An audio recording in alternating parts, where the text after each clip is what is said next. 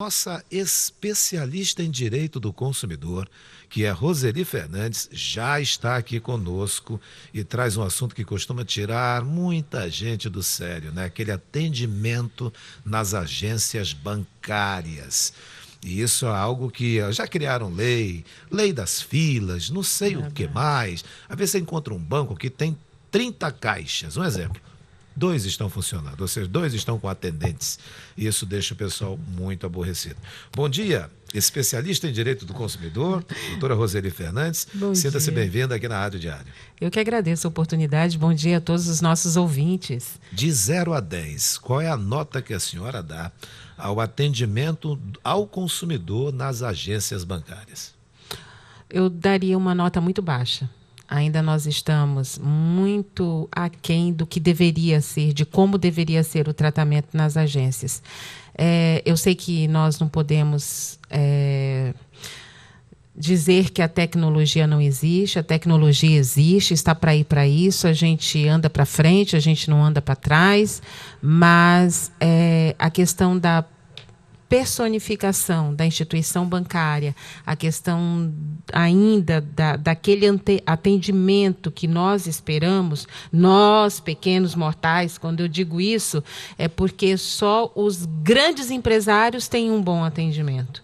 Infelizmente é isso que nós detectamos, não é? Enquanto tem até um gerente exclusivo ali para dentro. Exatamente, tem gerente exclusivo, tem agências exclusivas, e enquanto a maior parte da população ela precisa ser bem atendido para retirar uma pensão, uma aposentadoria, precisa ser atendido para poder receber o seu PIS, o seu PASEP, e eu acho que o atendimento ele vale para todos, não apenas para uma demanda ou apenas para uma determinada classe. Bem, então eu não é respeitado mesmo. Ainda não é respeitado. Não, ainda não é respeitado. Fala-se muito, sabe, Patrick, na questão de melhorias de serviço. Eu mesma já participei de encontros do Semarc que envolve a questão bancária a nível de Brasil, e a minha voz sempre foi com relação à questão do atendimento, porque não adianta você melhorar, você ter plataformas, sendo que nós, da região norte, nós não temos nem internet nos nossos municípios. Então, fica muito complicado. E a questão do atendimento presencial, tendo em vista a falta de internet, a falta de tecnologia para nós nesse estado, no nosso estado, então, nós precisamos, sim, de um atendimento diferenciado e presencial, para que os nossos problemas sejam resolvidos. Não adianta dizer, nós temos o portal tal, não adianta dizer, nós temos o nosso site, nós temos a ouvidoria, quando se é feito tudo pela internet ou pelo telefone. E se a gente for verificar, muitas das vezes nós não temos nem internet, nem telefone, para que a gente possa fazer o contato prévio, que tanto a própria Constituição, o novo Código de Processo Civil determina. Então, eu diria que nós ainda temos muito para batalhar na questão bancária. Nós temos serviços que foram colocados à população. Pois é, esse ponto, doutora, que eu gostaria de entrar. Quer dizer, não houve nenhum avanço, algo que melhorou um pouquinho a vida? Por exemplo, ainda há pouco nós citamos a questão da lei das filas. Funciona? Olha só, a lei das filas, nós temos a lei das filas, que bom que nós temos, e a gente louva a participação do constituinte, do deputado ou deputada que cria, mas nós precisamos de mais, sabe, Patrick? Porque parece que a instituição bancária pagar multa virou o quê? Virou, eu digo sempre que virou tiquinho, sabe? Então, tanto faz pagar ou não, porque ele sempre tem uma reserva, e é justamente para essas questões. Então, pagar multa para eles é insignificante, porque eles ganham milhões, bilhões ao ano. O lucro é muito grande. É na casa dos bilhões. Exatamente. Então, quer dizer, pagar uma multa que vai de 25 a 150 mil reais pela infração da lei das filas, eu não sei se isso seria, digamos assim, um fator pedagógico, que é o que determina o Código de Defesa do Consumidor. Eu acho que teria mais efeito se Aí teria que ter um parlamentar para poder colocar isso, não é? Para poder colocar uma legislação, se aprofundar mais na legislação de defesa do consumidor, e apenas pagar a multa não vale, mas que acrescentaria, sim, você baixar a porta de um banco. A partir do momento que você baixar a porta de um banco por um descumprimento, aí sim eles vão pensar 2 vezes antes de não respeitar a legislação vigente. Ou seja, fecha aquela agência bancária pela desobediência, por maltratamento, algum tipo de problema ao consumidor. Exatamente, porque não existe outra alternativa. Porque você pagar 25 mil, nós temos a lei das filas que ela estabelece, em horários normais, 15 minutos. Em vésperas e após feriado, você tem ali 20 minutos. 25 minutos nos dias de pagamento.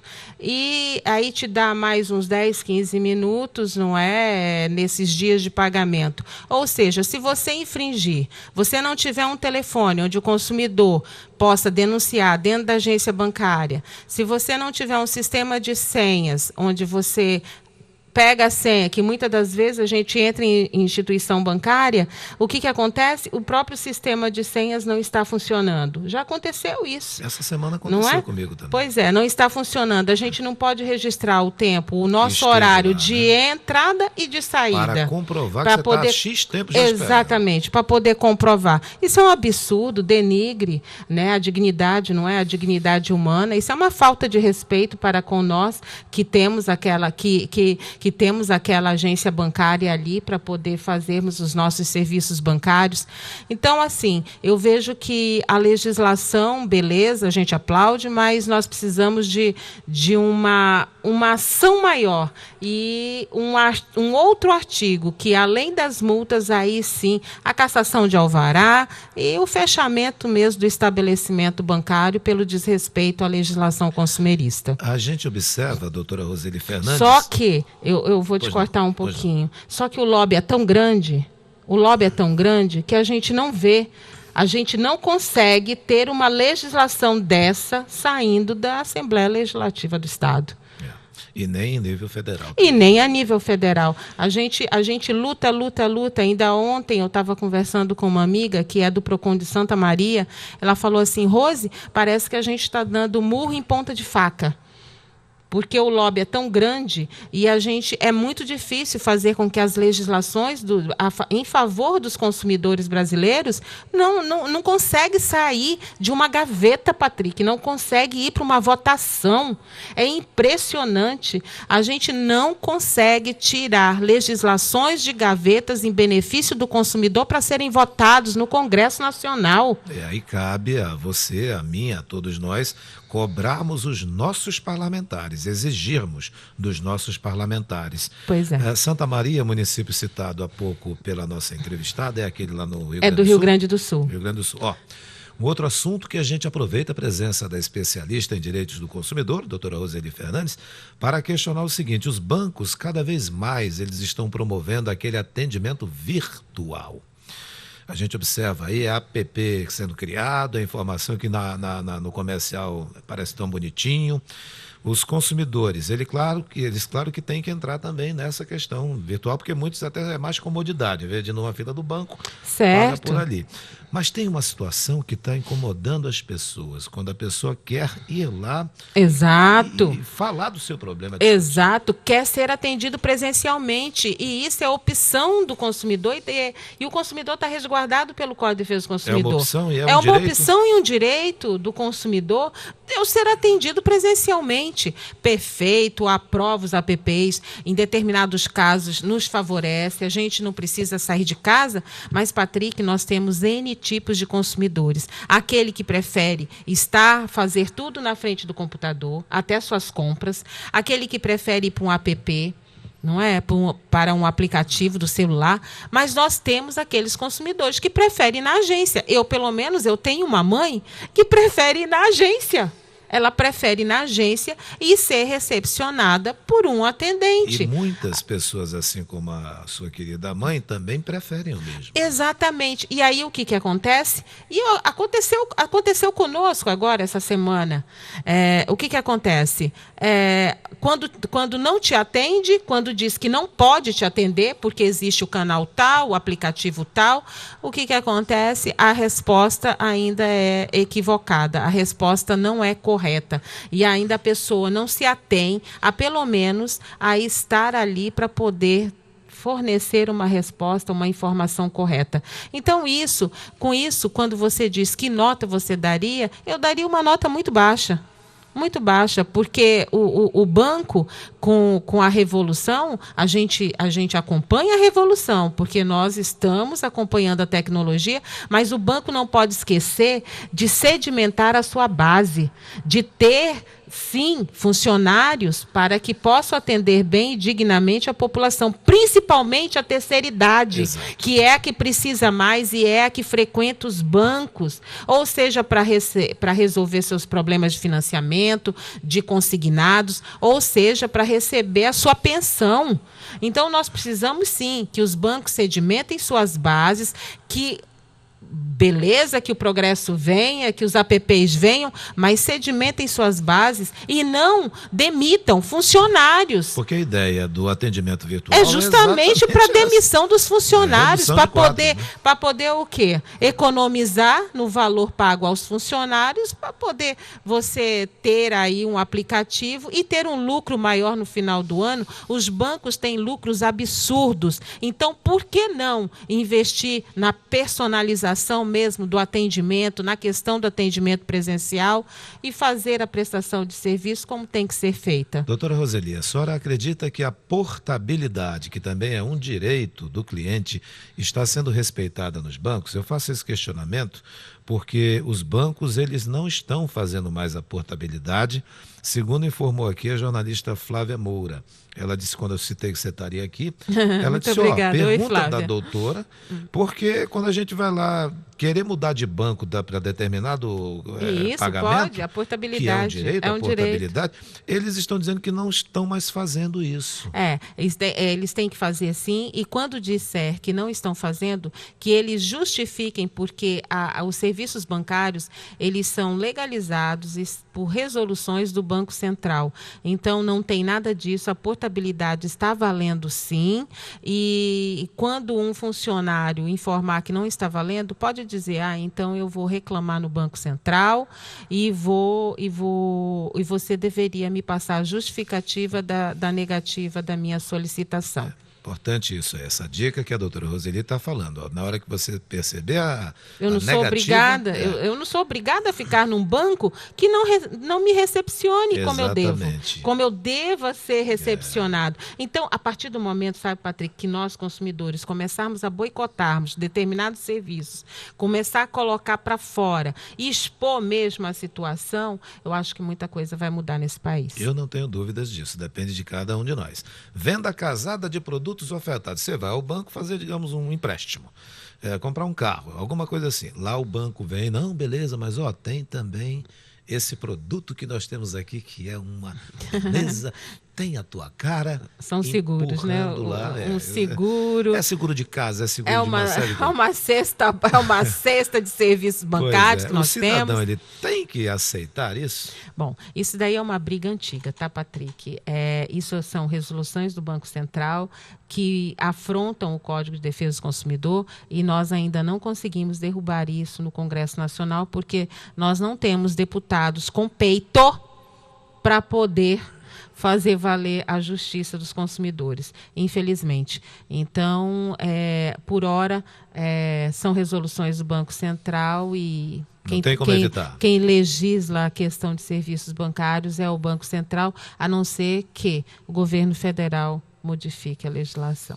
Pois é, está um pouco difícil. Como disse a especialista Roseli Fernandes em Direitos do Consumidor, lamentavelmente não temos, palavras dela mesmo, não temos. Assino aqui embaixo.